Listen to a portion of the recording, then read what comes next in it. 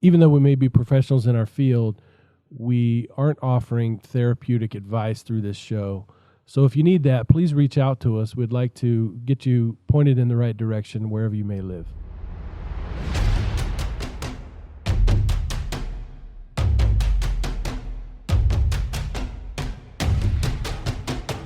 If you're a man that controls his own destiny, a man that is always in the pursuit of being better, you are in the right place. You are responsible. You are strong. You are a leader. You are a force for good. Gentlemen, you are the Alpha, and this is the Alpha Quorum.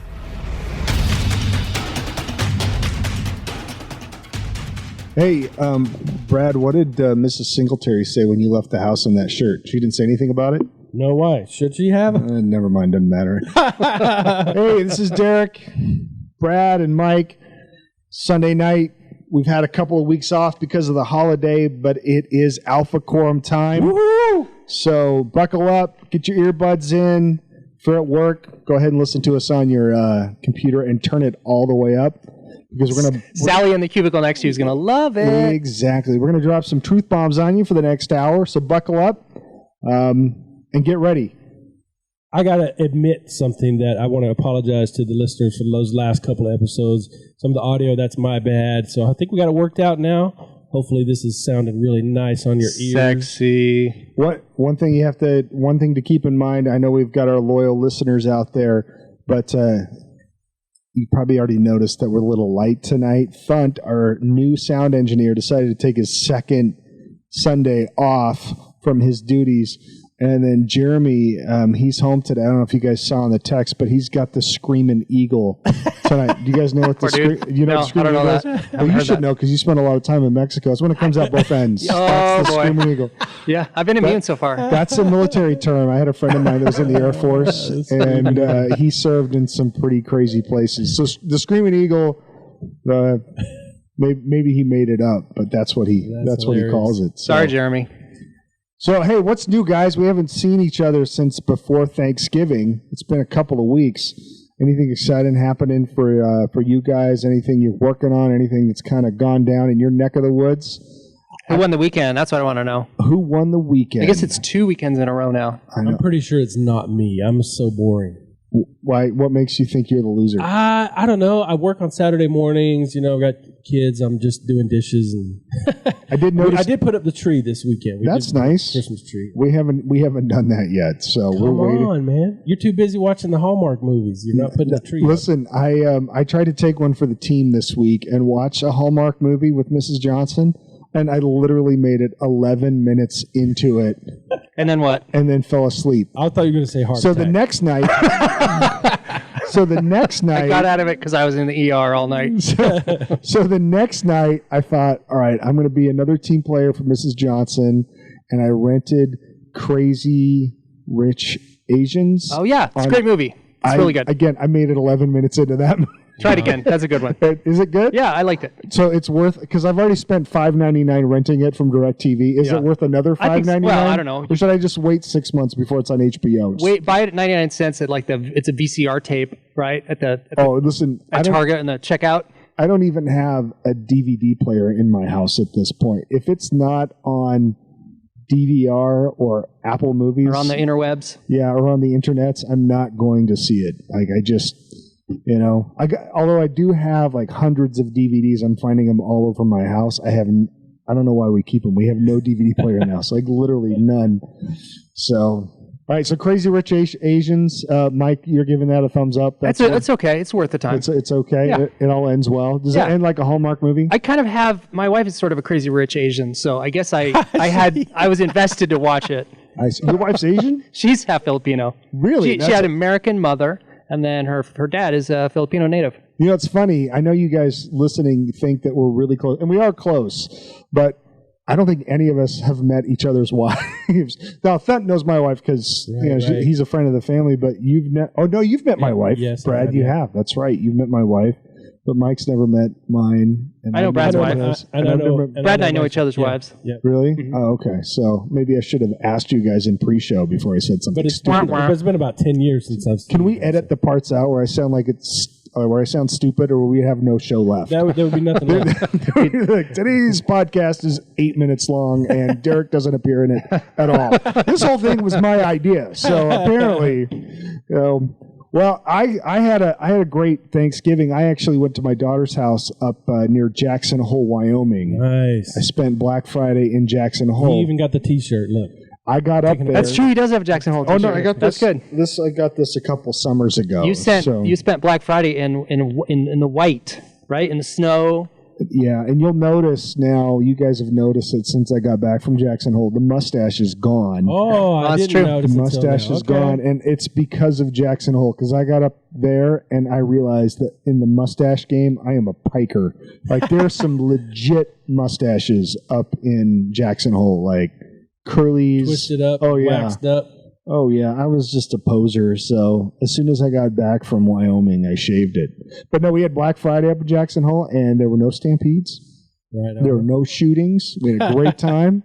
But the morning I left to drive back home, it was 7 degrees. Wow. It was stupid cold. So we got a foot of snow on Thanksgiving, which that's part of the reason why I live in Vegas, is so I can go enjoy the snow and then leave immediately following the snow. How about you, Mike? How was your Thanksgiving? We had a good time. We were in town. We had our my wife's brother and his wife and his kids came in from out of town. They're in New York.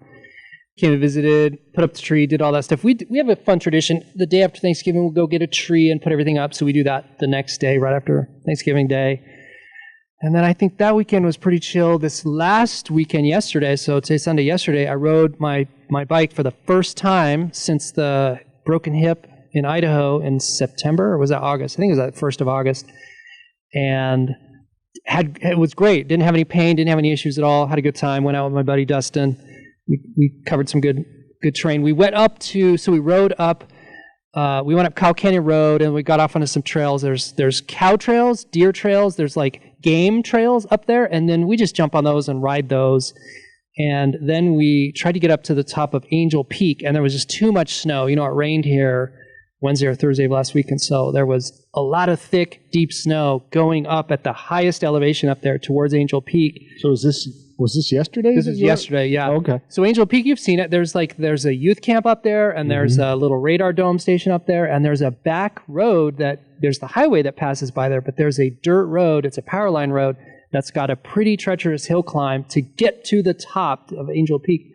And that's a great, fun dirt bike trail. That was just too deep, too much snow. Couldn't get up there. So we turned around and came back home.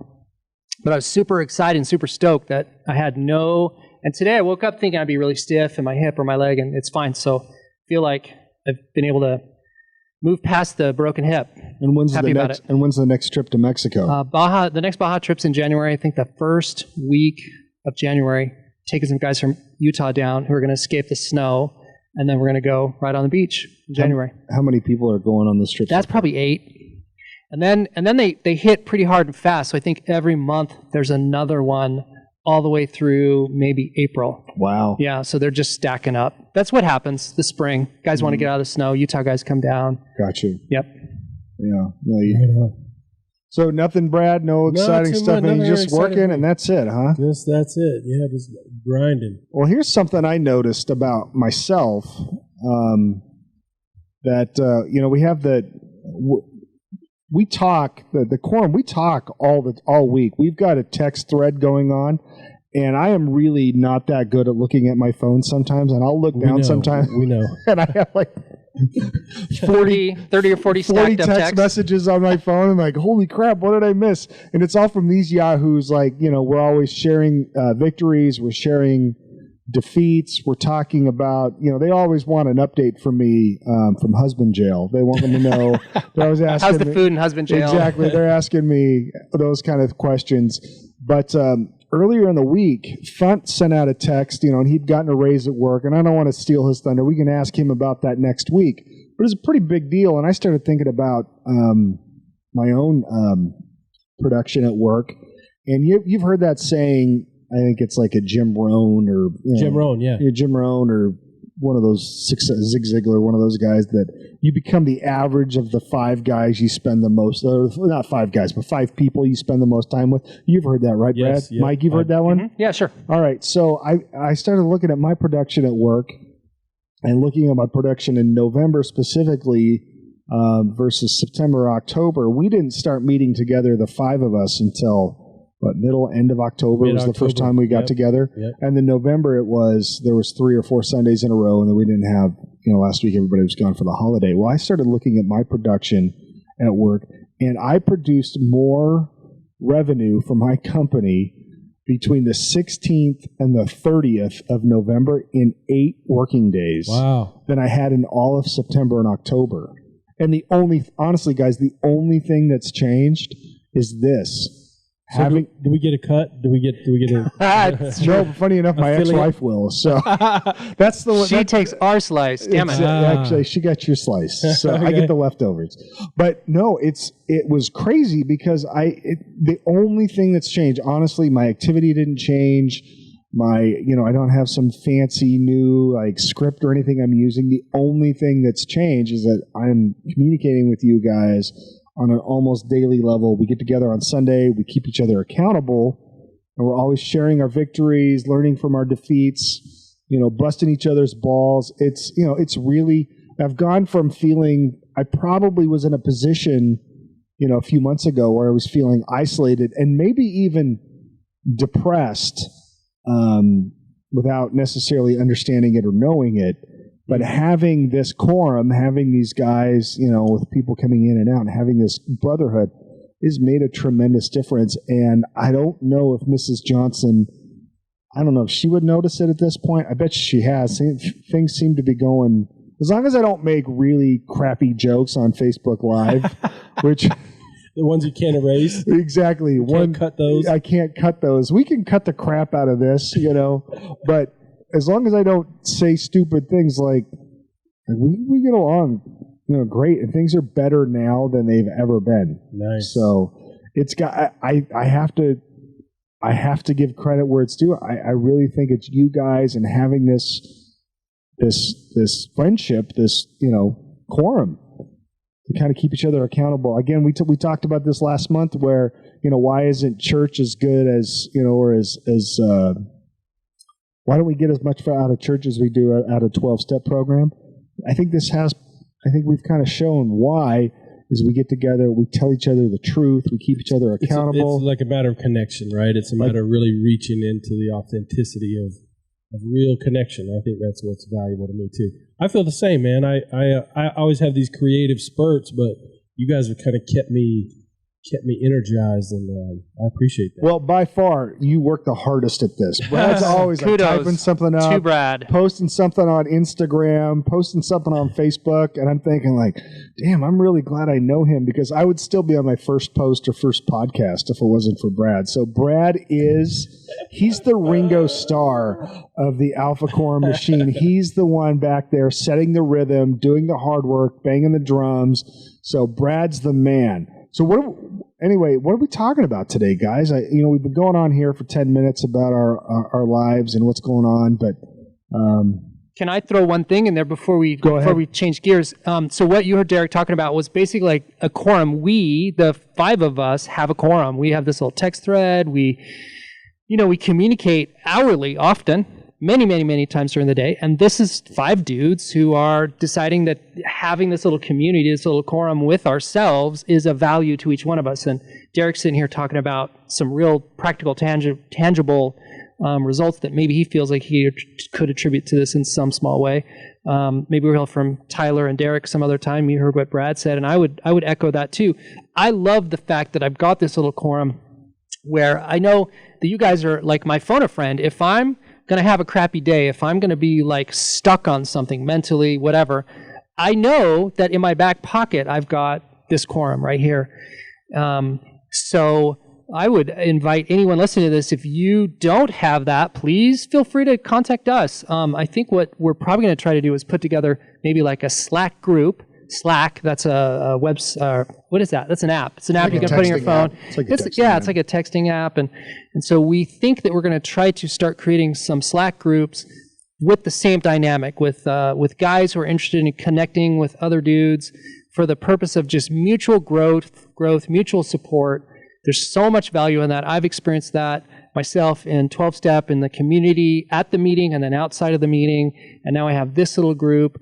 So look for that in the future. But please contact us if you feel like you even want to jump into our text thread. We're probably okay with starting one up and bringing some of you guys on board as well. I think I've said this before. I do not like to leave my house on Sunday night before I have to go to work on Monday morning. Like, I like to go home, go to bed early, get sleep, get to bed early, get enough rest so that I go to work Monday morning, like, locked and loaded.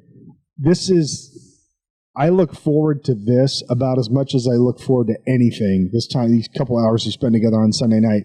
So yeah, Mike's absolutely right. If you are stuck, if you're not stuck, if you feel like you have something to add, if you want to be a part of the energy that we're creating here, again, guys, we're just getting started.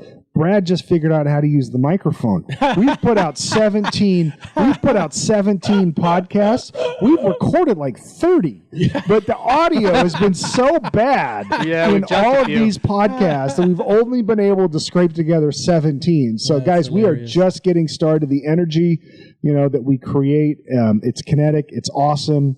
Again, I didn't really understand or notice how it was affecting me, but it's quantifiable. I haven't changed anything, and yet, my income has gone up,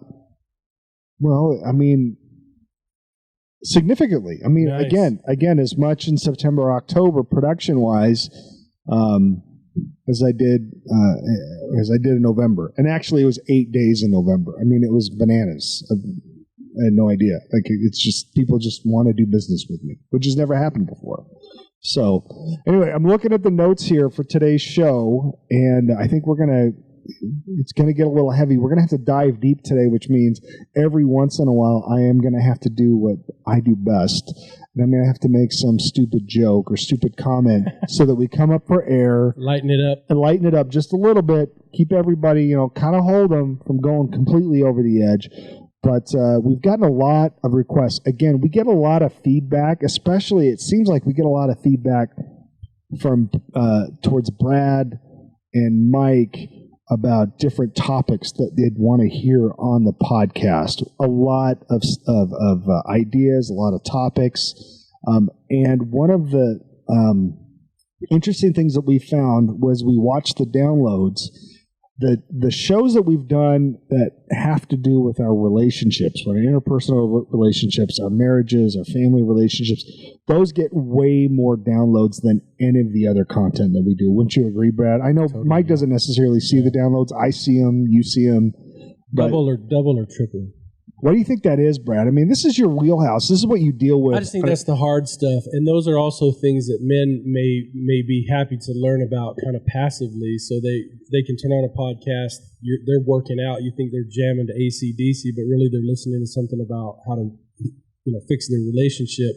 And that may not be something they want to admit elsewhere. They can privately learn and kind of take this in. And maybe they're not in therapy. They don't want to read a book and they don't want to do those things. But I think it's the greatest need we have is to heal our relationships. And I think that's why people respond to it so well. Would you say that, as a counselor in your business, that's the number one thing that, when somebody walks into your office for the first time, they're not talking about anything other than their marriage being in a death spiral? Is that... It's relationships in general. So sometimes it's parent-child, even with adults, they're dealing with their older parents or they're taking care of adult kids or whatever it may be, but relationships for sure, I think, are what is making people hurt. Do you have any idea why it is that people have so many problems with their relationships? Do you think this is a new phenomenon, like a modern, first world problems? I don't think so. Human beings are so complex, there's so many, I don't know. I just think human beings are difficult it's hard to understand ourselves, much less another person who's very different. I always say that women are so hard to figure out because what worked on Wednesday certainly won't work on Thursday, again, because it's a moving target. It'd be like being a field goal kicker in the NFL with the goalpost going back and forth. You know what I'm saying? You might hit it, you might not. So right. And kind of moving into the topic we were talking about, depression and anxiety in men, as somebody that's in the field working with this, would you say that depression, as far as if we're going to look at this from the perspective of which came first, the relationship problems or the depression, are the relationship problems are they a byproduct of depression, or is it vice versa? Well, it can be. I remember one of the very first couples I worked with a long time ago, and I was doing all these things with this couple regarding their communication and all this stuff, and I found out about 6 weeks into it, about 6 sessions in, that, and I forget who, the husband or wife, one of them had a pretty serious anxiety disorder. So they're just always kind of irritable and on edge, and they're just not feeling well, and that shaped their responses to their spouse, whichever one it was, I don't remember, but I think it can go the other way as well. A long time ago, the insurance companies would not pay for, wouldn't cover therapy by a marriage and family therapist. This is maybe 15, 20 years ago, because they thought, well, that's not medically necessary. But then there was all this research that said, hey, if you have someone whose relationship is on the rocks, they're going to be sicker, they're going to have depression, they're going to have all these other things that is going to affect the insurance company. So, hey, you might as well. One way or the other, you're going to pay for it. You're paid on the front end or the back end. Yeah, Mike, we were in the pre-show, we were talking about depression and where, where in the world it's the most common and what are the causes of that. And Mike actually had some really interesting points that he had done in his research for the show about depression and about how it's our modern lives, and as we move further and further into this modern society, modern Western societies, we're seeing an increase in these cases of depression, in the numbers in depression. What was that you were saying earlier about the 3 countries with the highest depression rates, Mike? China, India, and the United States, in that order. There's different orders ranked by different groups of people who are studying this, but I think this data came from the WTO, the WHO, the World Health Organization. Right. And they, what I was researching, I think, got their source data from there. And so China, India, and the United States, 1, 2, 3, it is well understood that as China morphs from like a Eastern philosophical basis to a Western basis, they suffer. The mental health stats in China continue to erode and deteriorate, and it's widely understood that as they become more Western in their work life and their familial life, they're abandoning their Eastern concept of those relationships and adopting these newer, what they think is elevated or modern ideals of Western constructs in those categories, and their people are suffering. So before we go too deep into this topic, what would you say, especially, well, both of you, because both of you have a lot of experience working with you as an addiction coach and you as a family counselor or therapist.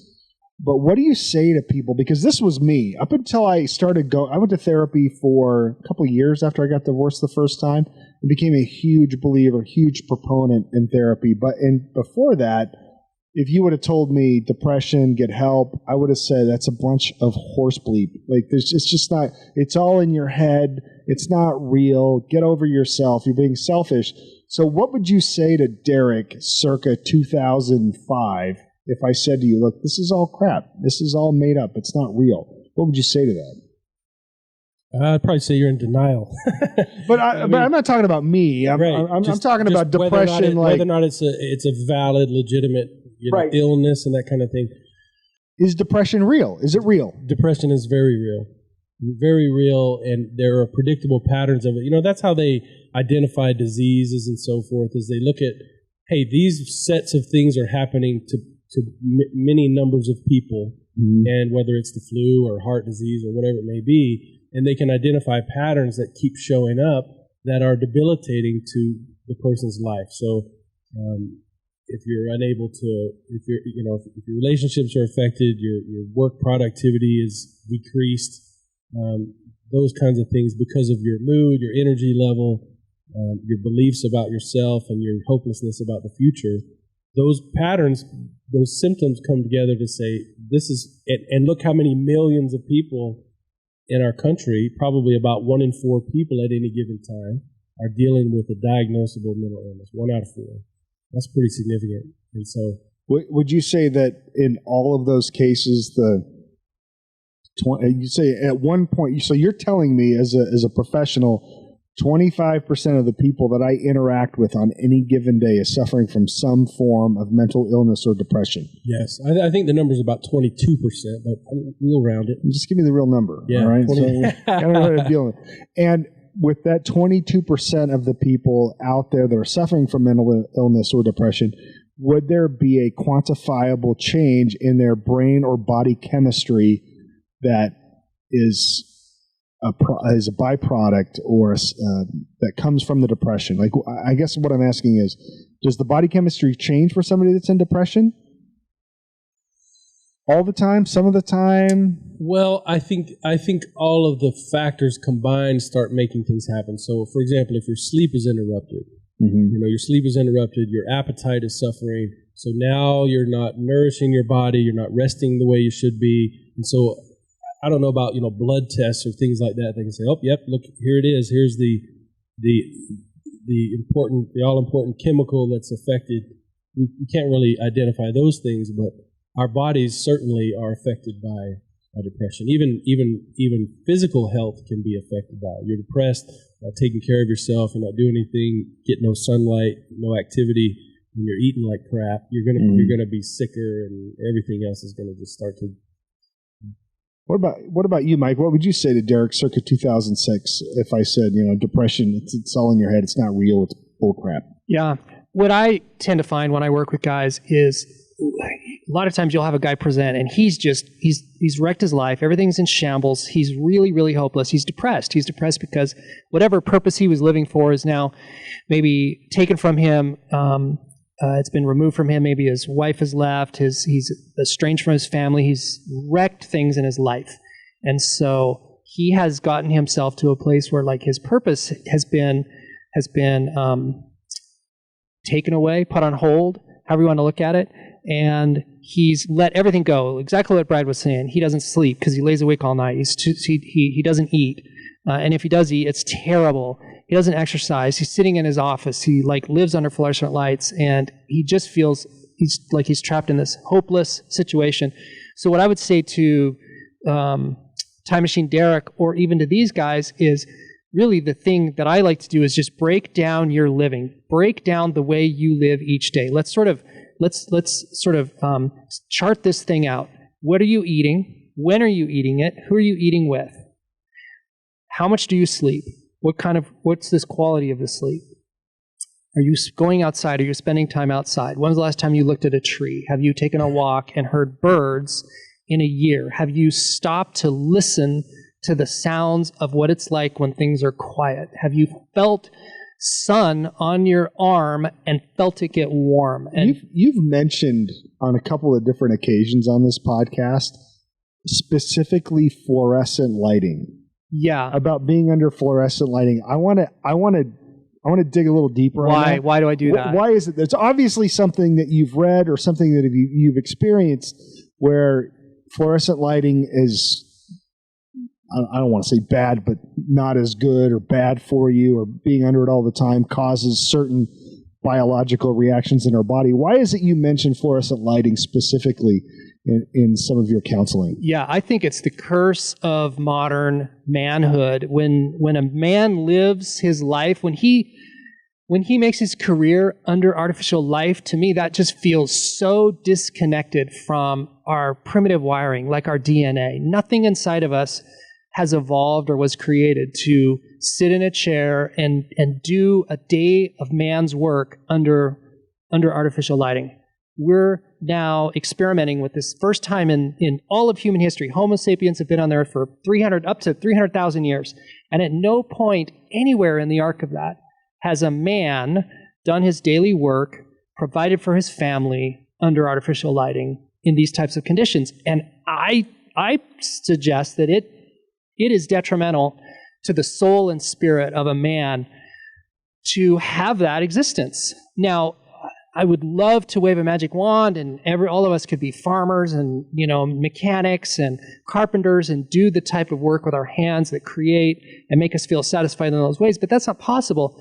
So for some of us who live in those sort of cycles, life cycles, we really need to work hard and be very creative how to get different stimulus that really is part of like our programming, the male programming. That it's in our genetics. So again, so I go back to these guys, I say, look, are you in touch with like the human machine that you are, the human animal that you are? Are you connected to that in ways that go back to primitive creation? I can't think of one. I'm just running through this file really quick in my head of like dozens and dozens and dozens of guys that you walk the journey with really intimately in this like sponsor-sponsee relationship. And I think 100%, none of them are doing the kinds of things that connect them to themselves. And so consequently, they feel, there's all kinds of words to describe them, hopeless, lost, they're numbing, they're turning to all kinds of things to numb that. So there's an ache, there's an emptiness, there's a hollowness inside that dude's heart, in his soul, and he's just shoving stuff into that to try to make up for that. And that kicks him often into this spiral that just continues to, the snake eating its tail, it just deepens and deepens and deepens. The people he's in relationship with, they're frustrated with him because he's never home, or when he's home, he's drunk, or he comes home drunk, or he's, they're always catching him watching porn, or she's finding on his internet history, or there's these weird credit card charges, or he goes on work trips that are like really, this explanations are super sketchy. All of these things catch up with these guys. They're just trying to plug these holes. And I really have this strong opinion based on experience that a lot of it stems from, again, to simplify it, living under fluorescent lights. So that's a metaphor that you've come up with. But it's interesting because as you were talking, I was thinking like, okay, let's say you said 300,000 years that Homo sapiens have been wandering around on this rock in space. Maybe this is the first time where evolution, technology and evolution always seem to walk hand in hand up until about 100 years ago. And now technology is so far ahead of evolution that you're kind of scratching our heads. We haven't evolved as fast as the technology. And maybe that has something to do with why you're seeing this epidemic in Western society of depression, because we're not, again, all of the things that we used to do for ourselves, kill our own food, grow our own food, build our own homes. Somebody else, a robot, is doing it for us. Or another guy. Another guy. What's kind of emasculating is like when I had a guy come over last week to give me a bid to do some work on the house, which I'm very capable of doing, but I'm at a point now where maybe I'm really busy with other things. I just don't have time to do certain things in my house. And the guy's walking around, I'm showing him these projects that I've half done or 3/4 done, and I'm now hiring another man to come in and do my man work.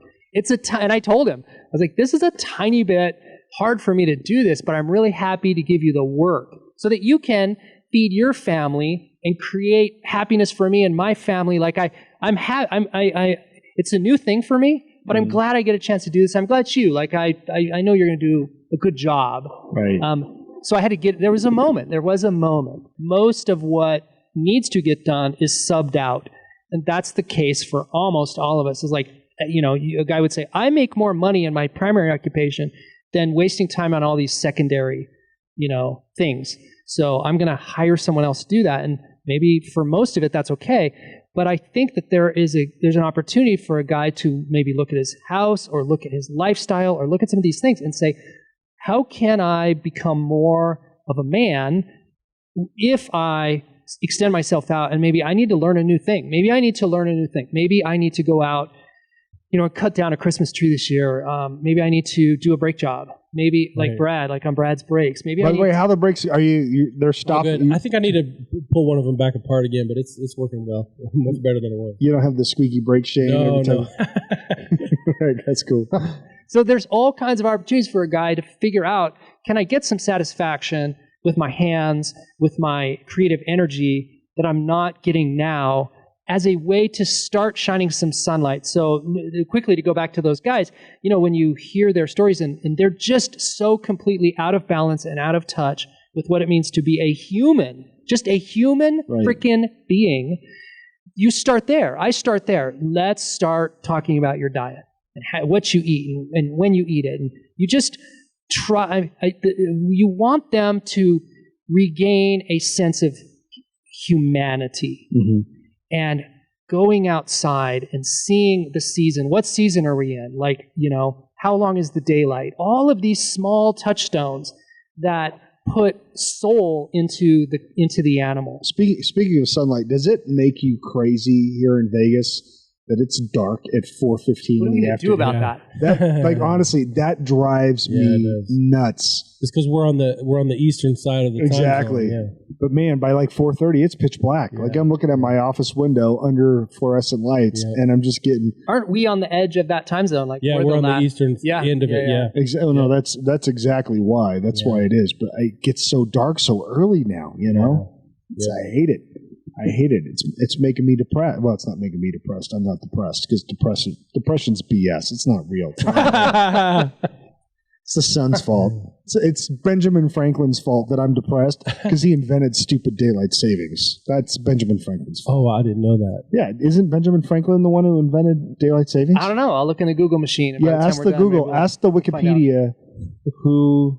I think I'm pretty sure. So what causes depression? I mean, what is it? I mean, I know that, like I said, it was my first divorce that where finally the depression got diagnosed, so to speak. And I spent a couple of years with a counselor and I worked things through. It probably took me another 5 years to kind of sort all that out from my first marriage.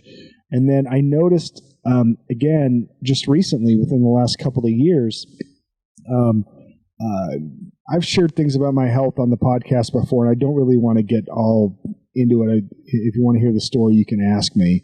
But several years ago, I had a pretty serious heart attack when I was 40 and had quadruple bypass surgery. And I remember being in the hospital and waking up after the surgery, and the nurse walked in and said, "Oh, you're the young guy up here." So they had been talking about the young guy that was up there having the old man surgery.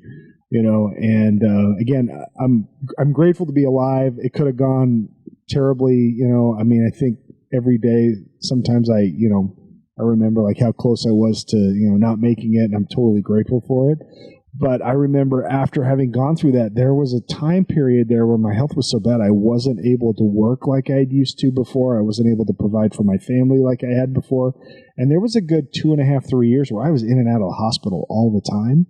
And at the end of that 2 or 3 year period, I remember going to things weren't feeling right for me, and I kind of attributed it all to my health problems and having to be, in and out of the doctors and hospitals so much. And I was talking to a counselor, and he's like, "Well, you thought maybe you have depression," and it hadn't even crossed my mind. The word didn't even exist. Yeah, I never thought like, "Oh, I have depression," like as a clinical capital D depression. It was like, I'm depressed, small d, my heart's not doing what it's supposed to be doing. It's tough financially. I mean, I'm paying for this heart attack for another 10 years. I mean, it's just the way it is. But capital D depression never even crossed my mind. He said, "We'll take this test to diagnose depression." So I took the test, and it came back severely depressed. Wow. I had severe depression, that's like a score of like 1 to 20, and I got like a 25 or something like that. Never even crossed my mind that I had depression. And started working with him, started talking, through some things that I was having, maybe some fears I had about, death, maybe some guilt that I was having because it really affected my relationship with my kids and my wife and all those things. I started working through it. But capital D depression never crossed my mind. So my question is, I mean, how is it, we've got people out there listening right now to this podcast that may have capital D depression and they don't even know it. It's manifesting itself in other parts of their lives. Mike, you were talking about guys going out there and taking suspicious business trips and making really bad decisions. And Brad, you probably have men that come in or women that come see you, and they're in there for one thing, but it turns out that this depression has kind of infected other parts of their lives. Sure, yeah. I mean, But what would you say to somebody like that? I mean, how do you, when you're in talking with somebody as a counselor, you're not necessarily looking to diagnose them with depression from the initial get-go, right? I mean, you've got, there are certain things that you recognize in somebody. And so what I'm asking is, if somebody's listening to this right now and they aren't clicking and they're blaming it on their spouse, or they're blaming it on this, or they're blaming it on that, what are some things our listeners can look for in their own behavior and in their own thinking that would tell them, hey, you know what, you might want to get some help. You might want to talk to somebody. Good question. So I would say, everybody has down days. You may have a bad weekend. I kind of had a pissy morning this morning. I didn't, until about noon today, I really struggled today. I was not feeling good emotionally today. Something happened. I don't know what it was. Maybe the brownies my wife made it made me feel better. I don't know what it was, but when we're talking about day after day after day for like weeks at a time, the cutoff point is most of the day, every day for 2 weeks straight. We're talking about a major depressive episode. So people have down days. You can have a terrible weekend. You can have a few days that are not going well. But where it's an extended period of time, that's a major red flag. Hopelessness, you don't have as much energy. You don't like yourself very much. You're feeling... What about sleep? How would something like that affect somebody's sleep on something like this? Most people are either sleeping significantly more, or significantly less. And I think I'm much more disturbed about someone who's sleeping less. If you're not sleeping, you're waking up every hour. If you're sleeping more, you're going to be less productive. But you're safe when you're sleeping. When you're not sleeping, some of the worst situations I've ever seen are when people. I read some research recently that basically every night that you don't get at least 6 hours of uninterrupted sleep, you're doing brain damage to yourself.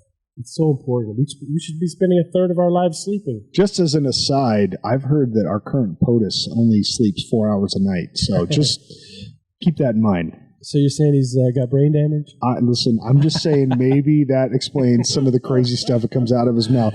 And you guys know I love the guy. I think the guy is the most entertaining thing on television right now. But maybe he could use a couple more hours of solid sack time. Yeah. So sleep is affected. We are such complex beings, and I believe that think about something like water. 2 parts hydrogen, 1 part oxygen. It's water every time. You take that water and you put it at 32 degrees long enough and it's going to freeze.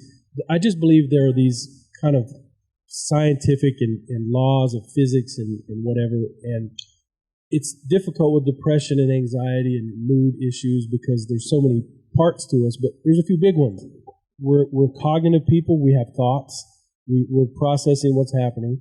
We're physical beings, so our bodies are just a big chemical miracle, actually. Some of that stuff can be off. I've seen little things like a magnesium deficiency, and so the doctor says, go take fish oil. That's what's going on with you. Food intake and those kind of things. Genetics, our family history is connected to that. We're emotional people. We're social people. We have relationships that are affecting how we feel. So when you look at some of these major, the big blocks, the big rocks, those are the things that you can usually find where some of this is coming from. I want to start with what's going on with your body, how do you feel, and go see a doctor. Get the blood work, get the checkup, get all those things. The low T right now is kind of a popular thing, the low testosterone, that kind of stuff. You hit 40, you don't have as much drive, you're not interested in as much sex anymore. This may be a chemical issue that doctors can find with blood work and so forth. So that's one of the first places I start with people is what's going on with your body, food, sleep, and... I remember with me, one of the questions my counselor asked me was, are there things that you used to find pleasure in that you don't find pleasure in anymore? And he said that was one of the biggest indicators. He said sleep was number one, either sleeping too much or too little. And he said the same thing to me. He's like, I'm much more concerned about somebody who's not sleeping enough because that's when bad decisions are made. Yeah, I heard a guy one time say, food has no taste. He just there's just nothing. He couldn't even handle the taste of food. There was no taste to it. So food, sex, when those things aren't interesting anymore, something's wrong with you, brother. All right. So if you're listening to this, you've got the earbuds on, you're listening to this, and the food doesn't taste as good and the sex isn't as awesome as it used to be, maybe you've got depression, maybe you need to get some help. Is that could be. I think it's worth saying that it's important for dudes to maybe destigmatize the thought of like going to see a shrink or going to see a doctor. Oh, absolutely. Yeah, so we, man up. I mean, there's all kinds of phrases like big boys don't cry, man up. My favorite is rub some dirt on it. Right. Walk it off. Yeah, walk it off, right? And there's lots of instances where that's the right thing to say because that's the right way to handle the small slights that happen in life, the small injuries. We would like a young man, a boy, to be able to hurt himself sort of in a play environment or maybe a sporting environment, and then to work through that, to pass through that without sidelining him, sitting down and, giving up and quitting. There are very specific moments and very specific situations where that's with some throttle control, right? If you're the dad who's like screaming that, red-faced at his kid, you're over the line. Check yourself. But a well-placed pep talk that includes those types of phrases, I think that's probably good dadding for the most part. Where it becomes like most things in life, there are two extremes, and the other extreme then might be where men live in a group culture, group think, where we say, we have our own mindsets of like, well, I'm not going to see a shrink, like that's for sissies or that's for dudes who are jacked or broken or, fill in the blank, put in your own adjective there. But guys who don't go and raise a white flag, they don't ask a buddy if it's normal to only sleep 2 hours a night. And I have my opinions on this, and I'm sure Brad does too.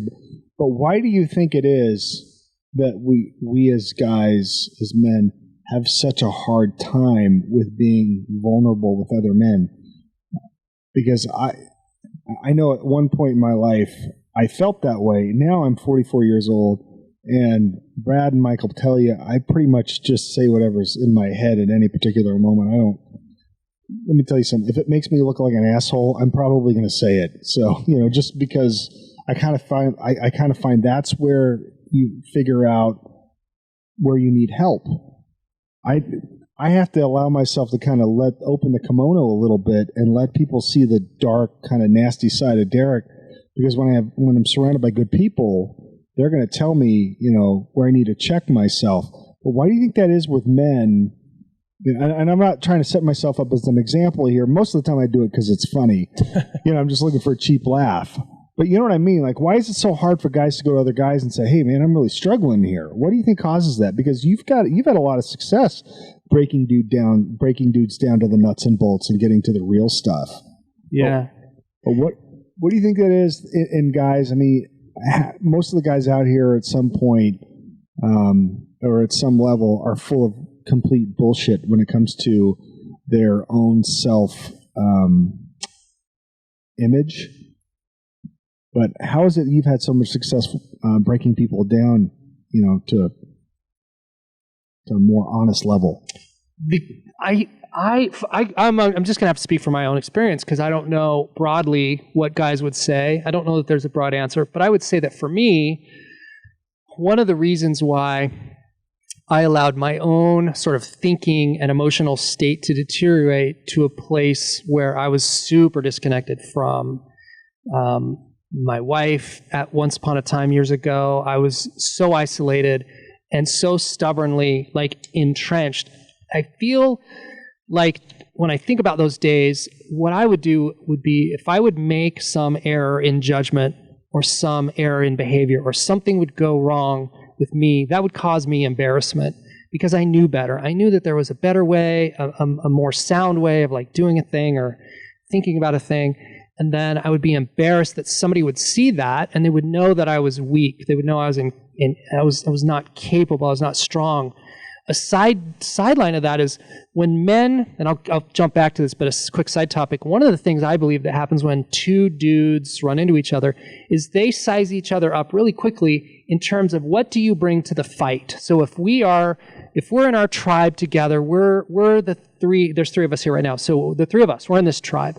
Okay, and so we need to know that when we go into the battle and things get hot, you've got the strength, the skill, the fortitude, the determination, whatever, the tools, the resources to save me, because I'm going to count on you, and you're probably going to size me up in the same way.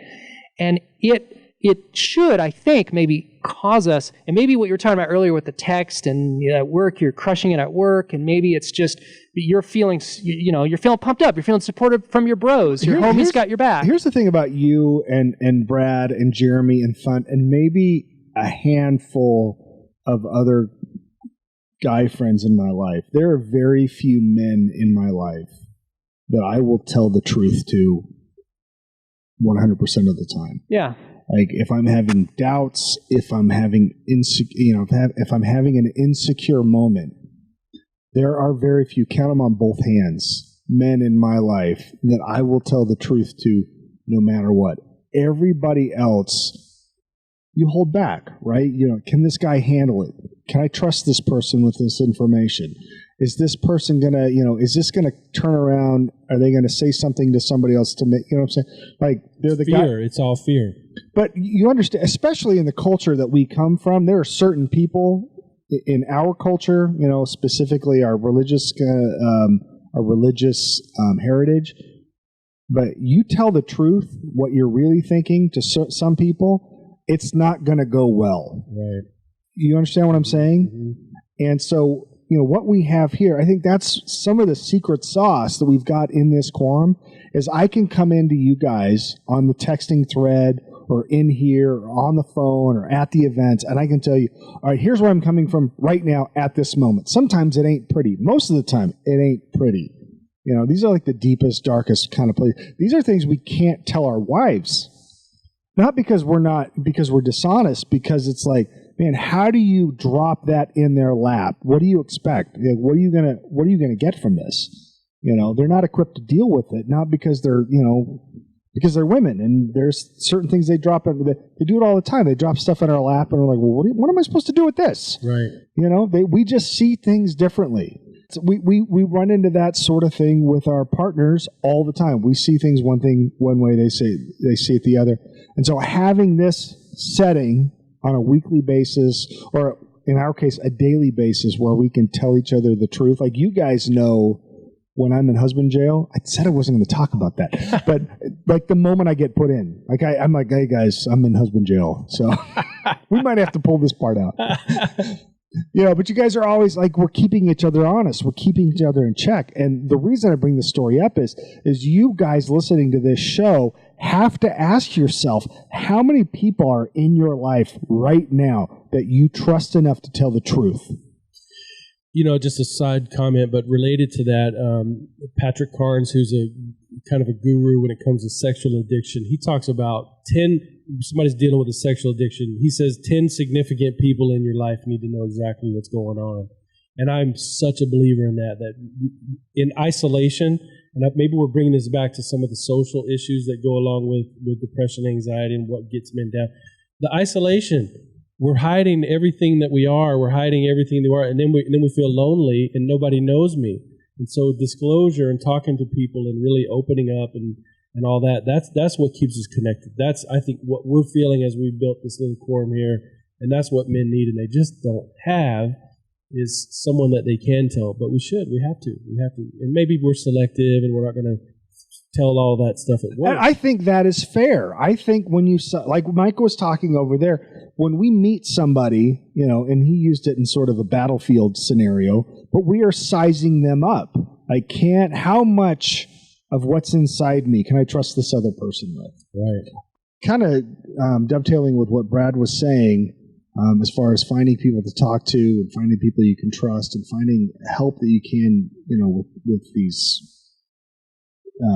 physical and mental issues, with sicknesses, illnesses. But I would think that with the work you do with men on your motorcycle trips in Mexico, that if they don't 100% trust you, then number one, I can't imagine you would allow them to come on the trip anyway to begin with. And number two, I can't imagine they would get anything out of it, because the motorcycle, like the motorcycle riding Do I sound like a total amateur when I say the motorcycling? Is that a thing? Is motorcycling I don't a even thing? know. Doing the motorcycle. We've already talked about me and at some point we are going to do a video episode of Taco. Let's get you out. Let's get Taco you out. Mike Yeah, teaching you to ride a motorcycle. It'll be great. It'll be the first time we go viral. It'll be my ass falling off the back of a motorcycle. It'll be like those sped up Benny Hill things where like Benny Hill is chasing. Yeah. Yes. Cannot wait for that. But if they don't 100% trust you, and if they're not in a position where you feel like you can get the truth out of them at some point on that trip, they're wasting your time with you. They might as well just go on a cruise to Mexico or something like that, right? I think so. I think that you know what they're doing is they're saying, okay, I trust that you have the technical chops to get us there, get us home safe. I trust that you know what you're doing, and I trust that my friends who have been on this experience before had a good experience, and this is legit, and I'll have the same kind of experience. All of that is involved.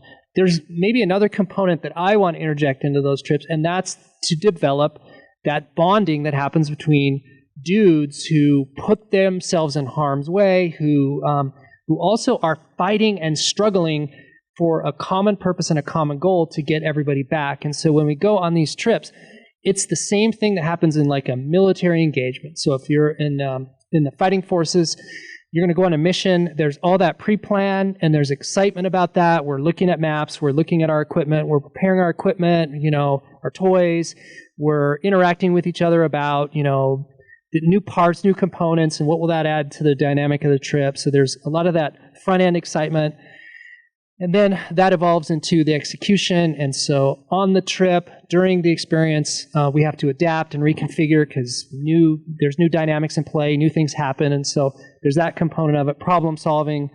And then there's the joint, the camaraderie that just comes from that physical engagement, that activity together. And then we finish the trip, and then we process that. We debrief that, and even daily on the trip, we're sitting around and we're talking about what we did and how fun we had, and the things we overcame. There's all of that happening, and then when it's over, we miss that. And it's what happens to guys who go on hunting trips or skiing trips or big trips that involve other dudes, where there is those touchstones are happening, and that's the same thing that happens in real military experience. And there's a lot of research that talks about how guys who struggle with PTSD when they come home, it's really a dynamic of losing the tribe. There is evidence that shows it is the trauma and the traumatic experience that happened. However, there's also evidence that suggests if it was just the trauma, then every ambulance driver and paramedic, which is the same thing, I guess, but everyone who deals in a stressful situation would be walking around with PTSD, and granted, some of them are, and some may not know it. On a deeper level, what seems to be happening is it is the disconnection and the loss of brotherhood, the bonds, the tribe. That separation is what causes the anxiety, the anxious state of not knowing who I can trust, who can support me, who I can talk to, the 10 that you were talking about. When I was so speaking for, say, somebody in the military, they might say, well, when I was deployed, I knew exactly who I was going to talk to. When I felt scared, when I was anxious, when something was on my mind, I knew who I could trust with that information. I knew who to go to. I knew who to unpack that with. And I offered that same level of support to other guys. And so there's like an emotional benefit that comes from being the guy, being the listener. You help someone else sort of work through their problems. That's rewarding. It's this beautiful thing that happens all the way around. And you throw in all that, physical stuff and the man shit and all that. So all of that wrapped up together creates this really, really strong bond between these dudes. Deployment ends. They all go home. They go their separate ways. Now I live in Paducah, Iowa. I got nobody around me. I'm supposed to go back into normal mode, work at Costco and, go to soccer with my kids.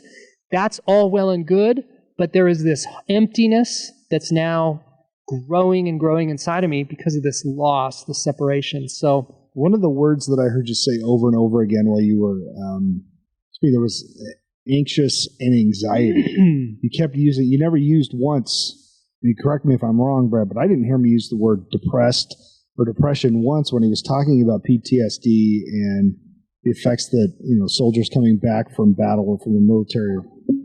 But depression didn't come up once. Would you say that anxiety is more of a manifestation in men than depression then? Am I looking at this the wrong way? I think it's manifested more in human beings. The most diagnosed mental illness is generalized anxiety disorder, which is kind of for no reason I'm anxious. That's the most common mental. What are physical manifestations of anxiety? So this is where if depression is kind of not enough, I don't have enough energy, I don't have enough willpower, I don't have enough organization of mind. Anxiety is having a little too much. My heart's pounding, it's hard to breathe, I just feel panicked, my muscles are tense. Some people have like upset stomach and those kind of things. I'm nervous. Irritability is something that goes along with that. I think a lot of men, if you look at a man that's having an anger problem, to me, about 50% of the time, I'm thinking he's probably also has anxiety, which means it's just his physiology is all kind of out of whack. There's all this stuff pumping, and he's breathing shallow, and he's just feeling like he's living under a threat all the time. And so this fight or flight stuff is going on, and it's kind of too much of that energy. Some people kind of talk about depression, anxiety, maybe the same thing that manifests in different ways. That's why some of the medications kind of treat both, but they are different. And I agree, they are more common. Anxiety is more common just in general. How do you treat anxiety, though? I mean, what is it, from a clinical perspective, when you're working with these people, and what's the first thing you tell them to do with anxiety? Check with the doctor first. Oh, okay. Again, the whole medical, just rule out all those medical things. But the whole 360-degree evaluation, I think, is what we're talking about. So what are your relationships like? How are you sleeping, taking care of your body? All the things we already talked about. But often it's just understanding what it is. What is this happening to you? I like to use this analogy about sneezing. Do you know why people say bless you after you sneeze? My wife's from Chicago, and she's big on, if you don't say bless you, she's offended. But do you know why they do that? No. Yeah. Well, I guess I've heard a couple of reasons why people insist on saying bless you. One is they usually think it meant you had a demon. They also talk about... So that's how you get rid of bless it? You bless you, and then you're free of the demon. And then we'll leech you, and then you'll be fine. Yeah. Leech you. Let the demon out! Let the demon out! And then the other is that some people believe that your heart stopped when you sneezed, and so bless you, like you could have just died. Well, we know that's kind of silliness and whatever, but sneezing is a pretty violent reaction of your body, but nobody's freaked out about sneezing. But we start getting... I am now that I know there's a demon You're like, wait, you've had heart attacks. He's like, did my heart just stop? I am going to start sneezing on the daily to get the demon out. You might have I never thought twice when I sneeze. I might have a legion of them in there for you. Anyway, so we're not freaked out about sneezing, but we get freaked out about anxiety when it's maybe just a fairly minor thing that's happening in our body. Physiology's up, heart rate is up a little bit. We feel this bitter feeling in our chest and whatever. We don't know what it is, and so we think, oh my gosh, I'm dying. Oh, it's all crashing in on me. We feel like we're supposed to be fighting in some boxing match or something. And so to understand what it is and to understand this isn't necessarily dangerous, that's an important beginning for me, is for people to know this. Well, rule out the heart issues first, but no, you're not having a heart attack. This is not the world caving in. This is not God telling you that you're in danger. This is simply something happening in your body. Something is, there's a cross signal there or something that makes you feel afraid, even when there's no threat. When you start to, I'm kind of curious. I'm going to ask you. I'm going to put you on the spot. We didn't talk about this in show prep, but I imagine it's part of the normal human experience to feel anxiety on some level. But is there something, Mike, specifically that you do? I'm going to put you on the spot here. Put your phone down. Put it down. Mike's texting Brad, he's texting or he's looking up the anxiety on the Wikipedia. But is there something, because you seem to be pretty self-aware and you're pretty disciplined, Mike, on understanding why you feel a certain way when you're feeling it. But when you start to feel anxious, is there something that you do? Do you have an exercise that you do when you're feeling anxiety or anxious? Yeah, so I have a lot because that's my best friend. Because anxiety. I got to be honest with you, riding a motorcycle anywhere scares the hell out of me. Riding a motorcycle on a beach scares the hell out of me even more. And riding a motorcycle on a beach in Mexico, which it's the triple. Which I just got finished with the second season of Narcos. I don't want to go any further south than say Laughlin, Nevada, because it's all bad news down there. All right, it's just nothing but cartels and drugs and murder as far as anything below Laughlin. That's exactly how it is. Every time I hear the people, definitely like, don't honestly, go. Like I watched the 2 first seasons of Narcos during Thanksgiving, and every time I hear Spanish at my work, I'm thinking they're up to no good. Talking about car insurance, you know what I'm saying? But all of a sudden my antenna go up. But so Mike, doing these types of trips, working, riding a motorcycle in that environment. I mean, I have to imagine that you've got some pretty sophisticated anxiety management tools that you worked up in your own mind to kind of get you past the fear that you might feel in an unfamiliar, somewhat possibly hostile environment. Well, those are interesting questions. Most danger junkies, most people who take risks like that, physical risks, are generally anxious people. And we do these types of like dangerous events because it pulls all of that forward thinking. Anxiety is really a result of like thinking about scenarios, thinking about the future. What's going to happen? What is the danger? Like Brad exactly spot on. Like, what are the dangers that threaten me? And then there's a whole bunch of responses, physiological responses in the body that kick in to deal that whole fight or flight mechanism.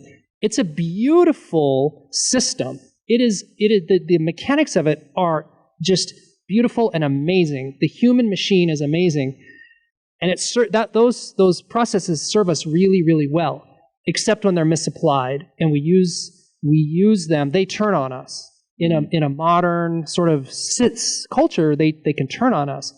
So a guy like me, who's sort of this quote adrenaline junkie, what I'm trying to do ultimately is I'm trying to pull my mind out of that and center it into this next 100 feet of trail, and that's all I'm thinking about. The only thing I can really think, because if I let my mind wander, and I've done this, I'll crash because I lose focus, I lose concentration. And so for somebody who has an anxious, preoccupied mind, that will pull them in. It will just wrench my mind away from 10,000 other things I would want to go and start thinking about, and just focuses it and zeroes it in on this activity, this event, right here, right now. The beauty of that is it allows me to just absorb it at level 100. Because I've now, instead of having my thought stream diluted into 100 different segments, it's now all focused on just this one thing, this one event. And it's brilliant and beautiful and amazing. And that's typically what you'll hear is these adrenaline junkies suffer from too much adrenaline. So if I'm understanding what you're saying, you take whatever it is that you're afraid of, and you just cut it up into little bite-sized pieces. Is that what you're saying right there? Well, or maybe smaller steps that are less scary for you. So let's break down the whole fight or flight mechanism. So what happens is so cortisol is a hormone that's released in the endocrine system. The adrenal gland releases it, and what it does is it prepares the body for the adrenaline rush, which is going to maybe come after. So adrenaline is a neurotransmitter. And what happens is through your senses, you hear, right? So we're living in the bush and we hear a lion cracking a branch behind us. All of a sudden, cortisol, boom, instant. That is going to open up blood vessels in our eyes, our brain. We are now like in hyper attention mode. This cortisol prepares us to think about how we're going to prepare these next steps. What are we going to do from here? Then, if this escalates, adrenaline kicks in. So adrenaline is this neurotransmitter, and it just flashes through the body. And this is like, it's go time. And so this is going to pump up our heart rate. It's going to increase all the blood flow to the muscles. Our breathing will get shallow and deep, and we'll just breathe fast. We need a bunch of oxygen. Our attention level spikes. Our digestion turns off.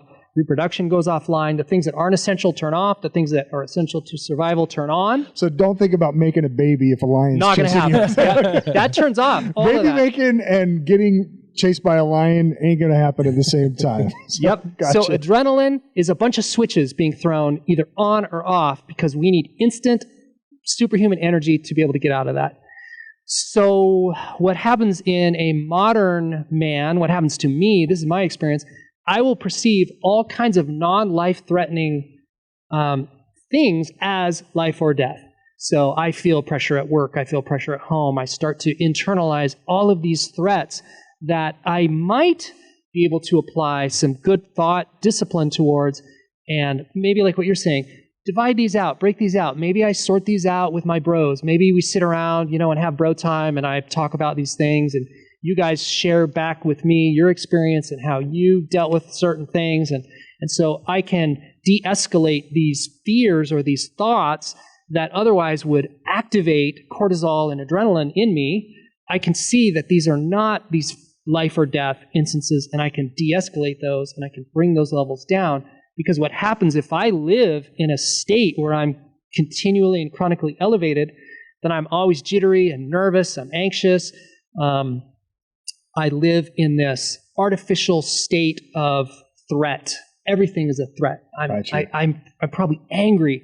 All of these maladaptive things are like occurring, and I don't understand why. I don't know where they're coming from, and I need to plug. So I'm probably addicted. I'm probably pills, booze, sex stuff, whatever I can get my hands on, because I want to either dump this adrenaline into something, or I just need to escape. I need to drop off and drop out. And so all of those things, they all are kind of interdependent and related. And just as there are natural cycles that the cortisol adrenaline cycle is super, super critical and important to us. Well, it sounds to me like it protects us. It's a gift. So it's a self-preservation mechanism. Biology has given us this amazing tool to preserve ourselves. The problem is we don't know at this point what threats are real and what threats are only in our brain. Yes. And I would say in modern Western society, most of the time, the threats are totally in our mind. I as you've been talking here, I've been thinking about what is everything. If I had to, I don't think I have very many things I'm afraid of. I'm not, unless you put me on the back of a motorcycle again, and I'd be afraid of everything. But I think about on a daily, like tomorrow I got to go to work. And at some point during the work, I'm going to have to call a phone number that I don't want to call, or I'm going to have to talk to somebody in the office that I don't want to talk to, or I'm going to have to deal with something that I'm afraid to deal with. It's not going to kill me. Like my life, the most dangerous part of my day tomorrow is going to be driving to and from the office. Nothing at my office is going to kill me. So what am I so afraid of? It's in my head. But there's some people that won't drive to work tomorrow. Why? They won't drive because of their fear, and so that's a pretty benign risk maybe, but some people their system is hijacked by other stuff. Like you think about it. Think about it about you on an airplane. Think about you flying on an airplane in a seat. Like when you really think about it, you're on a seat in the sky, flying through the air. Like you're 30,000 feet above the air. You're in a chair. 600 miles an hour. 600 miles an hour. You don't know who made the chair. You don't know who made the plane. Like literally, there's a piece of metal between you and like sure death. 6 miles. Exactly. And most of us don't think twice about sitting on an airplane. But if we really broke it down, like, listen, there is this much between you and falling to certain death, none of us, the pilot wouldn't get on an airplane. You know what I'm saying? But for some reason, we've drawn a line there. Like, it sounds like a good idea. It's perfectly safe. So, again, I'm glad you brought up the anxiety part because that is, I never considered that, as far as, it's not something I've ever really, myself, I don't want to say it's not anything I've never dealt with myself. It's not anything that I've ever felt consciously like it's been something I've had to deal with, and yet it sounds to me like it's a pretty common problem out there. So if somebody's out there listening to this And just based on what we're talking, this conversation we've had, and they feel like they've got anxiety, they feel like they're anxious. First of all, go to the doctor, get checked out.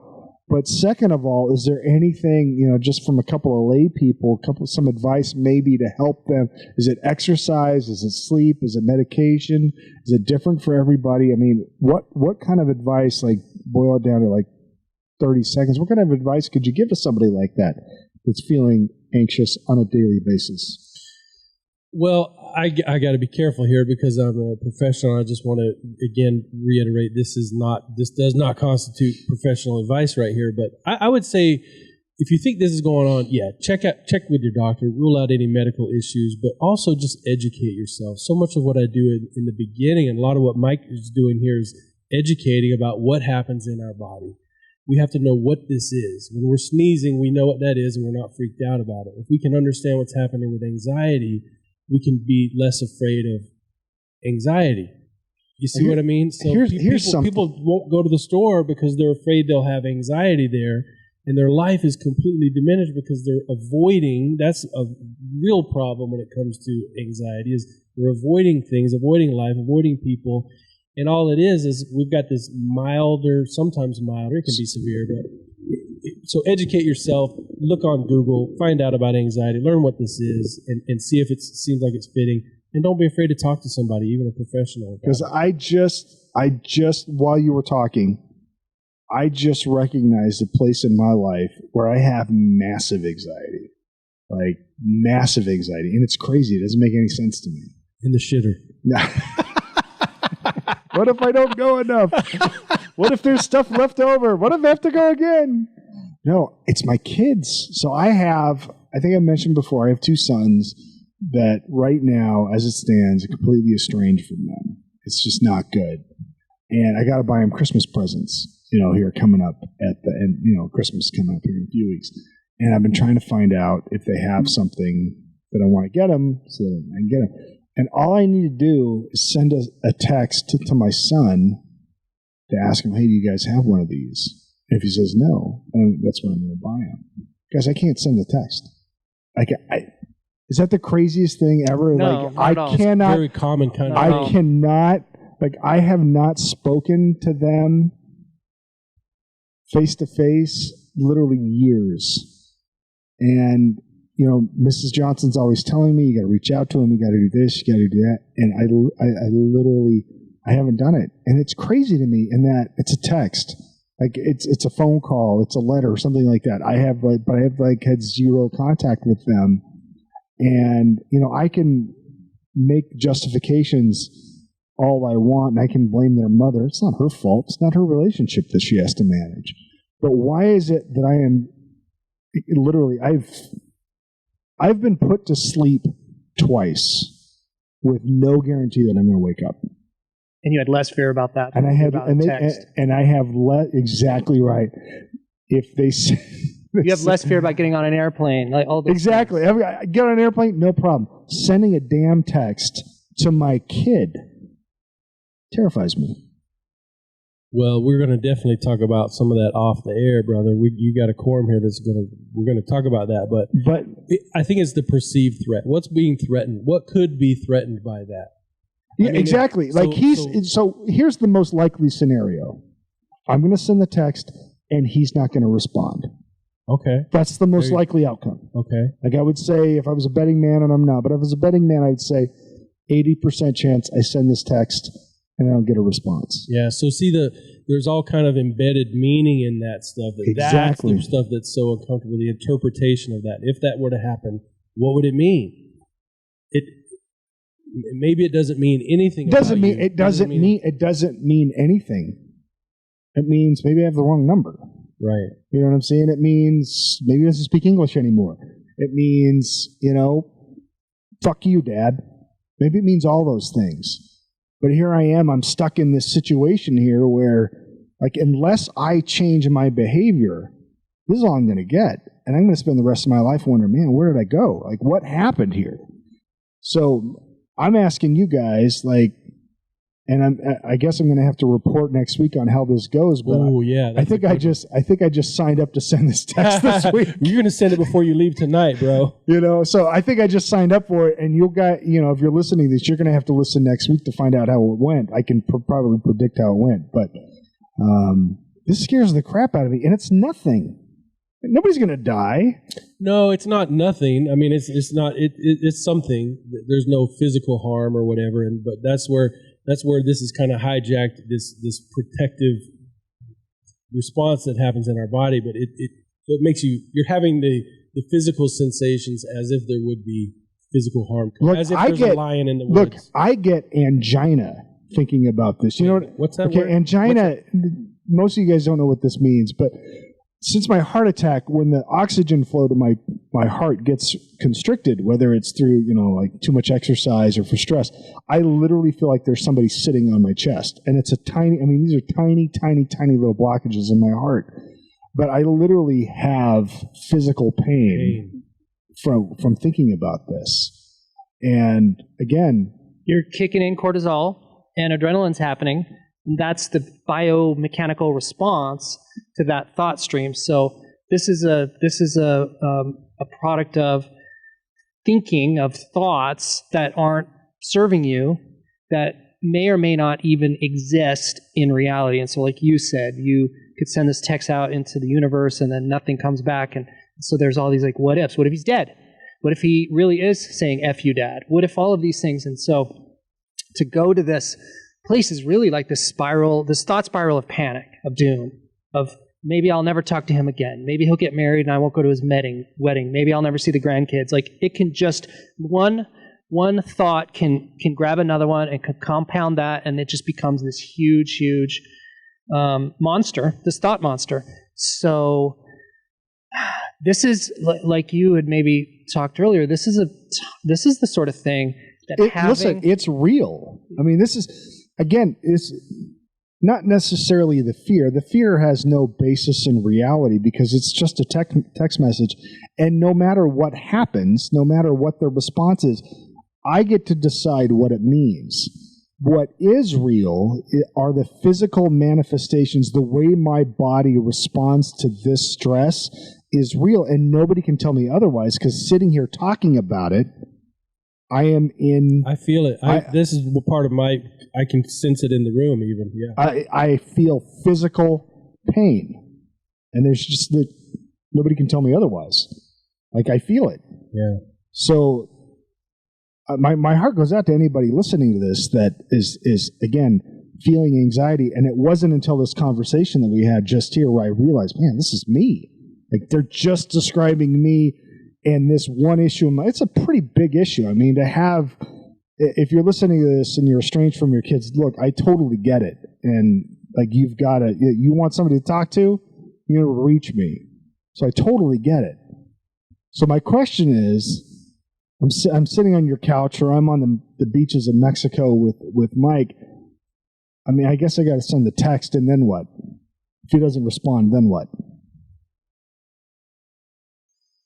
It's hard to say what to do, but what I do know is what you would do after that, but just because I don't know the whole story with some of that. But I know that avoidance perpetuates fear. It's the avoidance of it's not doing it that continues to make you afraid of it. My sister used to live in Vegas, and she would, she could drive and the traffic was fine. Now she lives in a small town in Idaho. Well, when she comes to Vegas again, she's freaked out by the traffic. And it's a matter of sensitivity and exposure and that kind of thing. And so what I would say is send another one, and send another anxiety-provoking text to someone else the next day, and just keep doing it. And maybe you have to build yourself up to that. Maybe you got to... Every other day? Yeah, we're going to work into that kind of thing. But basically forcing yourself to do it decreases the fear of it. I like that answer. And I like that if you were to even involve some of your spiritual life into this. So there is this concept that if we throw something out into the universe in good faith, that there's this, creator who will shower us back down gifts and blessings and strengths upon us that we wouldn't otherwise have. And I'm a big believer in this idea that our ancestors, our angels, those spirits that walk with us and walk through us, and guide us, they are in tune with who we are and what we deal with and what we struggle with. And to call that down, to call that energy down, to be in any situation that is just feeling desperate and hopeless, to pull that in and to ask for that and to be humble in that and to be receptive to the hope that a different future is just one, maybe like what Brad was saying, just one action away, and an action that's executed in the best possible faith. So this text is a scary thing. I'm tracking with you. I'm on board. I'm totally on board with that. Life or death. And it feels mostly like death.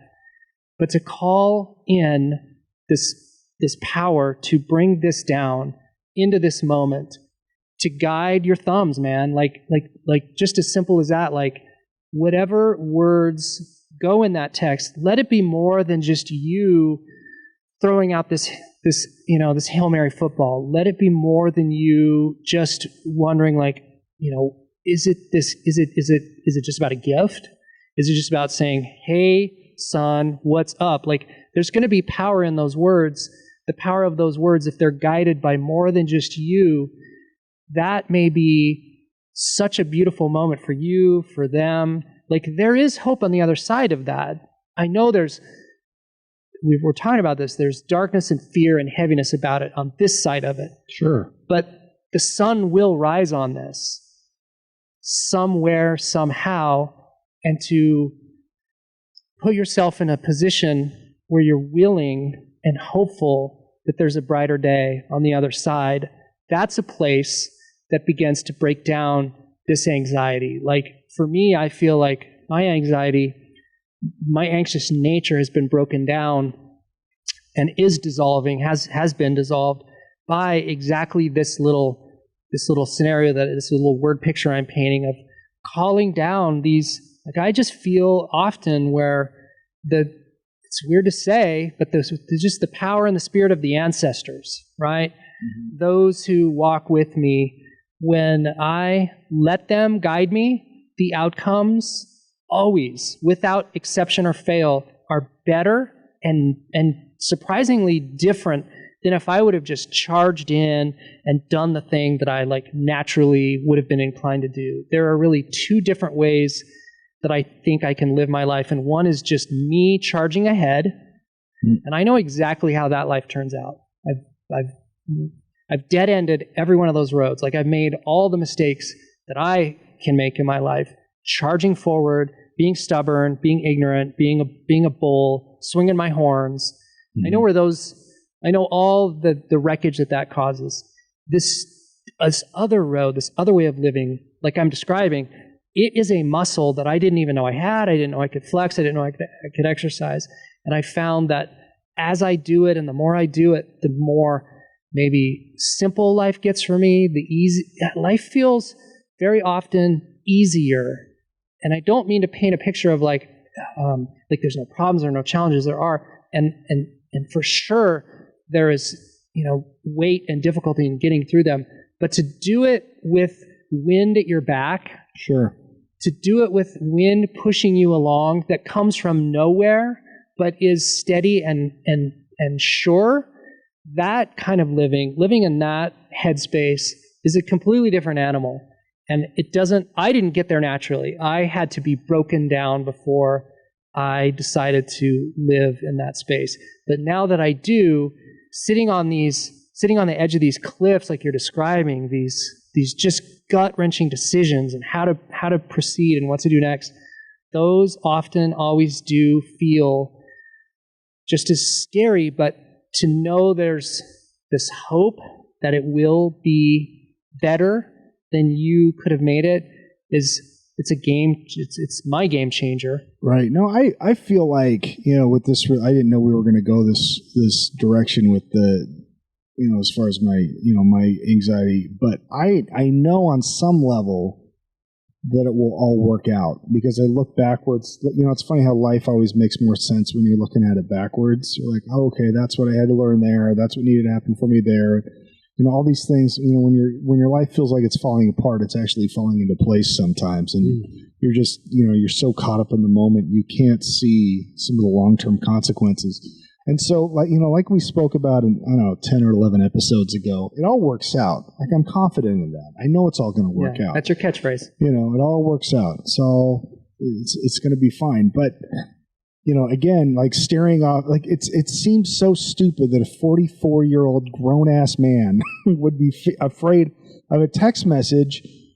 It makes absolutely no sense to me.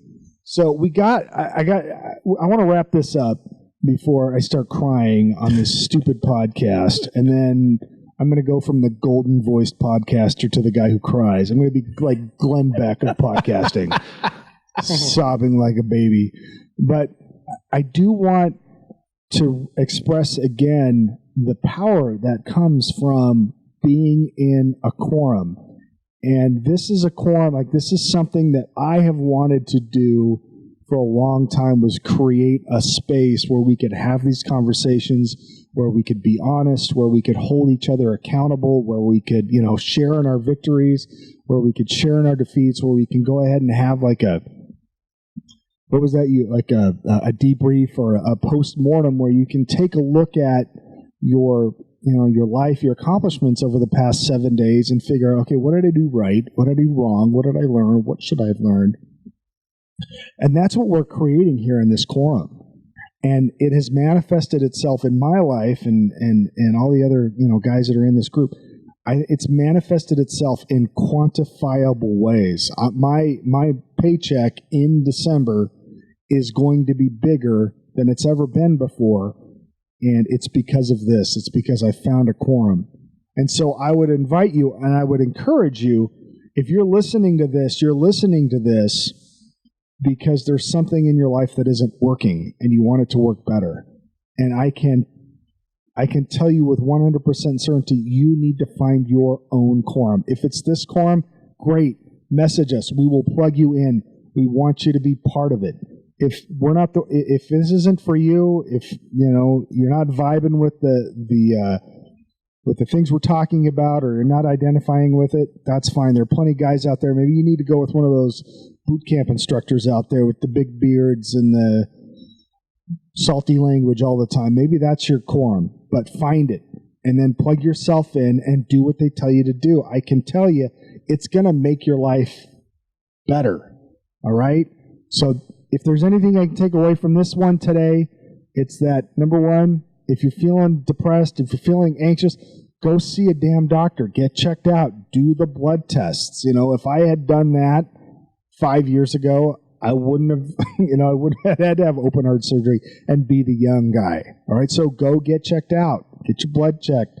Do all those things you need to do. If you need to talk to somebody, go talk to somebody. There's no shame in it. All right, they're going to be able, this is what they do for a living. All right, most of us, we already talked about, we don't work on our own cars except for Taco Mike here.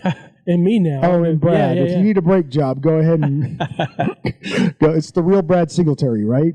Mr. Brad. Mr. Brad Singletary. So if you need counseling or your brakes changed, either one, he does both. In fact, he probably could do your brakes while he's counseling. Oh, that would be sweet. There we go. There we go.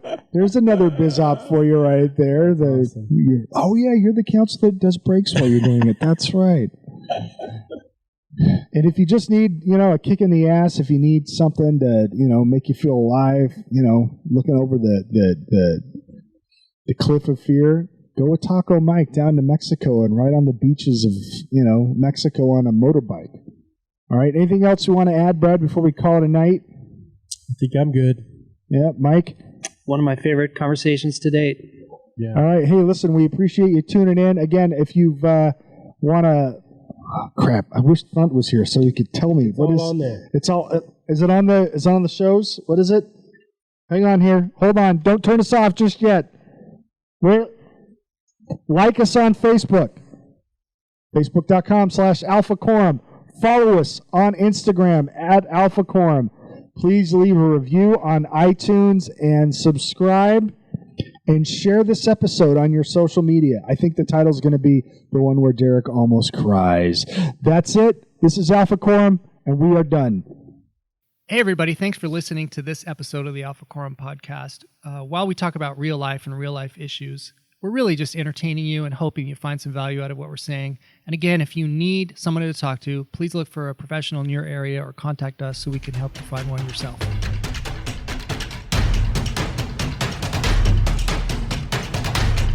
Gentlemen, you are the Alpha, and this is the Alpha Quorum.